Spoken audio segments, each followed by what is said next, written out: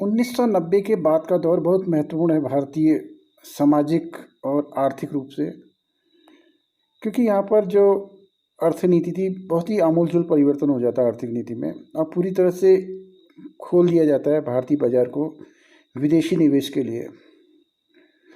तो यहाँ पर जो एक मिश्रित अर्थव्यवस्था थी, मिक्स इकोनॉमी थी देश की, जहाँ पर निजी सेक्टर और सार्वजनिक उपक्रम दोनों का ही बराबर हिस्सेदारी थी तकरीबन।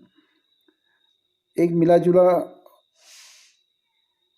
रूप था दोनों का, दोनों मिलजुल के चल रही थी देश की अर्थनीति। और बहुत स्लोली था काफ़ी, जो बाज़ार में जो एक गति थी बाज़ार की काफ़ी स्लो थी, चाहे वो उत्पादनों को लेकर हो, गजेट्स को लेकर हो।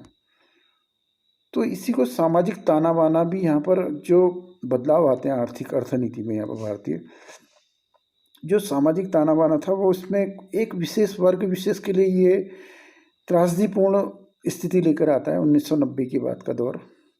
और ये वर्ग है निम्न मध्यम वर्ग है। यहाँ पर जो आर्थिक उदारीकरण के कारण जो बाज़ार को इन्फ्लुएंस मिलता है, जहाँ की पहले बहुत तमाम चीज़ें जो बाज़ार में आवश्यकताएं की चीज़ें होती थी बहुत कम हुआ करती थी, और एक नियत जीवन यापन का तरीका होता था एक निम्न मध्यम वर्ग के लिए।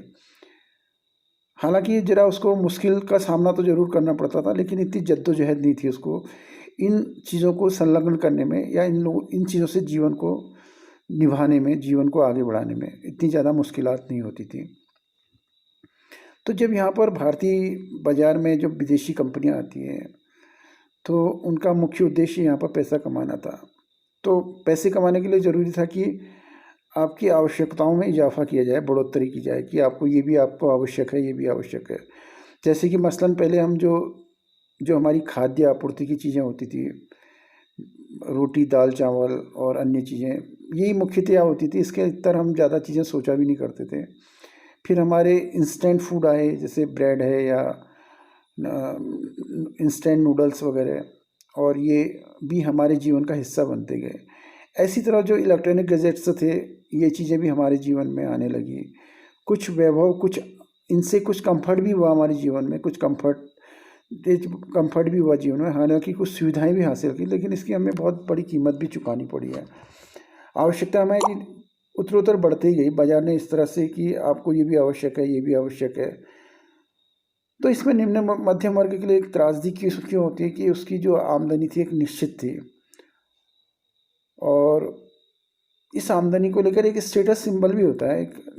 एक सामाजिक आपका जो स्टेटस होता है उसको मेंटेन करना उसके लिए बहुत ज़रूरी होता है, क्योंकि एक भावना भी रहती है व्यक्ति के मन में कि जिस स्टेटस का भी व्यक्ति है उसी स्टेटस में उसके पास संसाधन हो, सामग्रियाँ हों कि जो कि सोशल स्टेटस के लिए ज़रूरी होती हैं, उस वर्ग का प्रतिनिधित्व करता है, जिस निम्न मध्यम वर्ग का प्रतिनिधित्व करता है, बहुत ज़रूरी हो जाती है, बहुत आवश्यक हो जाती है। क्योंकि कोई भी आदमी उसके लिए अपने आप को झोंक तो सकता है, लेकिन उस स्टेटस को खोना नहीं चाहता है। ये मजबूरी होती है, एक मनोवृत्ति कह सकते हैं, या एक कमजोरी भी कह सकते हैं हम लोगों की। ये होती है कि हमने वो स्टेटस अपनी मेंटेन ही रखनी है, भले इसके लिए हमें कितनी मेहनत या मशक्क़त करनी पड़ जाए, कितनी कुछ अपने आप को कुर्बान करना पड़ जाए, लेकिन वो स्टेटस हमने बहाल रखनी पड़ती है। भले वो इसमें बच्चों का एजुकेशन भी धीरे धीरे काफ़ी महंगा हुआ, और बच्चों के एजुकेशन के लिए भी काफ़ी जो निम्न मध्यम वर्ग था काफ़ी जागरूक रहा। उसने तमाम हाथ पैर पीट कर भी अपने बच्चों को पढ़ाने की कोशिश करता है, अच्छे से अच्छे एजुकेशन को, एक ख्वाब जिनको पूरे करने की कोशिश करता है, जो सपने होते हैं उसकी पूरे करने की कोशिश करता है कि बच्चे ज़्यादा बेहतर जॉब्स में लगें या बेहतर मकाम हासिल कर लें समाज में। ये स्थिति रहती है उसकी। तो लेकिन इसमें इस कुचक्र में क्या होता है, एक निम्न मध्यम वर्ग का जो परिवार है काफ़ी कुछ पिस जाता है इस दौर में, जो 1990 के बाद होता है। निम्न मध्यम वर्ग में जो इसके बाद जो 2006 में जो वेतन आयोग की जो रिपोर्ट जारी होती है, हालांकि इसमें नियमित वेतनभोगी को आंशिक रूप से उसको कंफर्ट हो जाता है, क्योंकि एक सैलरीज उसकी काफ़ी अच्छी बढ़ोतरी होती है 2006 के बाद, जो पे कमीशन, 6th पे कमीशन आया था। लेकिन इसी निम्न मध्यम वर्ग का ही प्रतिनिधित्व करने वाला नियमित वेतनभोगी वर्ग था ये।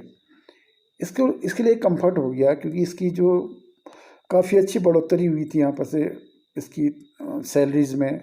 तो क्योंकि इसकी सैलरीज में बढ़ोतरी करना भी आवश्यक था उसमें, मुझे लगता है सरकार की मजबूरी भी थी, क्योंकि बाज़ार में इतने सारे उत्पादन होने थे कि उनके लिए खरीदार की आवश्यकता थी, जो कि नियत खरीदार हो जाता उन वस्तुओं का, उन उत्पादनों का। क्योंकि बाज़ार में काफ़ी कुछ आ चुका था इस समय तक, काफ़ी गैजेट्स या दैनिक आवश्यकताओं की चीज़ों में वृद्धि हो रही थी, जो आवश्यकताओं में हमारे शुमार होने लगा था। देखने वाली बात है ये जो 2006 का पे कमीशन है, इसका निहितार्थ भी कभी कभी ये लगता है कि क्योंकि आपके पास बाजार तो है, लेकिन एक नियमित आपका क्रय करने वाला व्यक्ति भी चाहिए था आपको।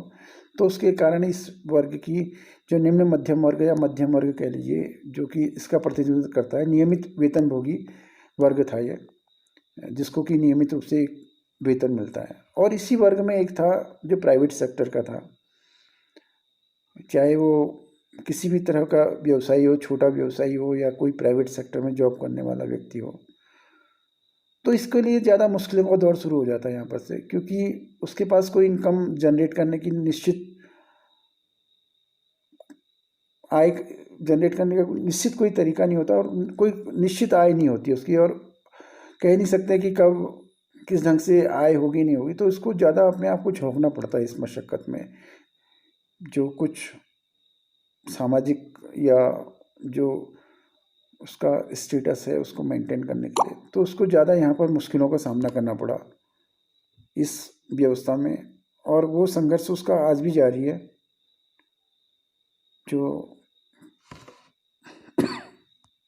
जो पता नहीं कब तक चलने वाला है। इसके बारे में हम बता नहीं सकते ये स्थिति कब तक बनी रहेगी। लेकिन इसमें ज़रूर ये निकल के आ रही है, जो ये अवैतनिक वर्ग है जिसकी निश्चित आय नहीं है कोई भी, इसके लिए बहुत त्रासदीपूर्ण और जद्दोजहदपूर्ण स्थिति है यहाँ पर। इसका संघर्ष बहुत ही बढ़ चला है यहाँ पर, इसकी मुश्किलें काफ़ी बढ़ चली हैं इसको, क्योंकि वो उसी स्थिति में रहना है, उसी सामाजिक ढर्रे में रहना है इसको, और इसके लिए इसे खुद को झोंकना पड़ता है, बहुत ज़्यादा झोंकना पड़ता है, शायद जीवन को भी झोंकना पड़ रहा है।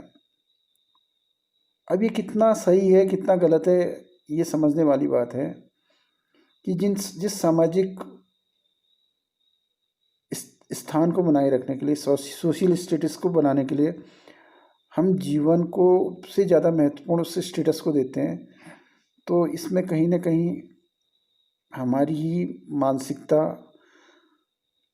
दिखाई पड़ती है, और जो हमारी कमज़ोर मानसिकता का प्रतीक है। क्योंकि ज़्यादा महत्वपूर्ण जीवन को बेहतर ढंग से जीना है, ना कि हमारा जीवन की जो ये खोखले मापदंड हैं, गजेट्स हैं, या जो हमारी आवश्यकताएं खोखली, इनको लेकर अगर जीवन की जो खुशियां या हम इनको दांव पे लगाते हैं, तो ये कितना महत्वपूर्ण है, ये विचारणीय प्रश्न है। इसके बारे में हमें सोचना चाहिए।